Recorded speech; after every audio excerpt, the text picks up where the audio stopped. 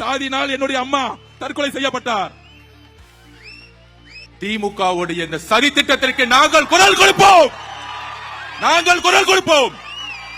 காவல்துறை இதை கடுமையாக இப்பொழுது கண்டிக்கிறீங்களா? இதே இடத்துல நாங்கள் உட்காருவோம், கிளம்ப மாட்டோம்.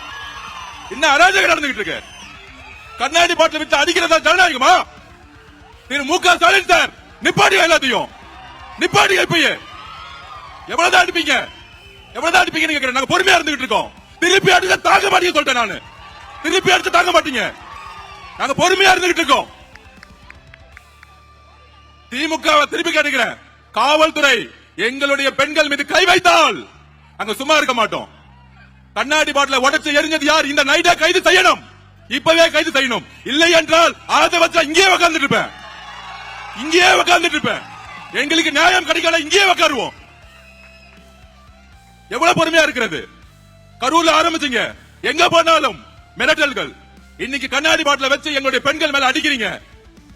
இதுக்கு பதில் சொல்லவில்லை என்றால், இதுக்கு தீர்வில்லை என்றால் நாங்கள் கைது செய்தாலும் நாங்க இங்கதான் உட்கார போறோம். நம்ம உட்காருவோம், இங்கேயே உட்காருவோம். ஒரு கோட்டர் பாட்டில உடைச்சி வீடியோ கொடுப்போம். நாங்க ப்ரூஃப் இல்லாம பேச மாட்டோம். காவல்துறைக்கு சிசிடிவி கேமரா 30 நிமிஷத்தை தூக்கிட்டோம். காவல்துறை டெலீட் பண்றதுக்கு முன்னாடியே நாங்க தூக்கிட்டோம். இங்க இருக்கு.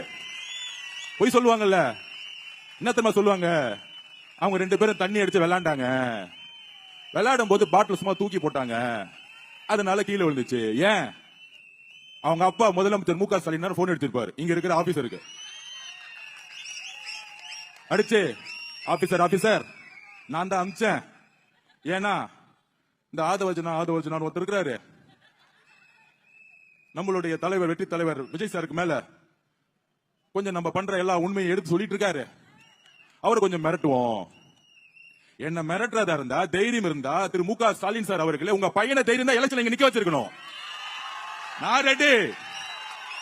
உங்க கிட்டதான் அதிகாரம் இருக்கு. உங்க கிட்டதான் 24 கட்சி இருக்கு. தைரியமா உங்க பையனை உதயநிதி ஸ்டாலின பில்லிவாக்கத்துல நிக்க வச்சு என்ன ஜெயிச்சிருந்தா உங்களுக்கு தில்லு இருக்கு. உங்க மகனை பொய்யும் 100 வருஷமா ஜெயிச்சிட்டு இருக்க ஒரு தொகுதியில நிக்க வச்சுக்கிட்டு சேஃப்டியா ஒரு தொகுதியில நிக்க வச்சிட்டு இருக்கீங்களே, தைரியம் இருந்தா உங்க பையனை அமைச்சிருக்கணும் மு.க. ஸ்டாலின் அவர்களே. ஏன்னா உங்க பையனுக்கு ஒண்ணும் தெரியாது. எங்களை நீங்க மிரட்டலாம், பயமுறுத்தலாம்.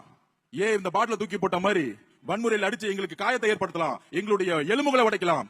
ஏன் எங்களுடைய உயிரே போனாலும் எங்களுடைய கொள்கையிலும் எங்களுடைய உறுதியிலும் எப்பொழுதும் நாங்கள் பின்வாங்க மாட்டோம். ஆதவர்ஜனா யார்? நான் இன்றைக்கு பதிவு பண்றேன். 5 வயதில் என்னுடைய குடும்பம் ஒரு காவல்துறை குடும்பம். என்னுடைய தாத்தா ஒரு போலீஸ் ஆபீசர். 2 பெண்கள். ஒன்னு தெலுங்குதி ஐபிஎஸ், தமிழ்நாட்டின் முதல் காவல்துறை அதிகாரி என்னுடைய பெரியம்மா. போலீஸ் குடும்பத்தில் வளர்ந்தவன் நானு. இன்னொரு தங்கை எங்களுடைய அம்மா. படித்து கனவால் ஜெயிக்கணும்னு நினைச்சாங்க.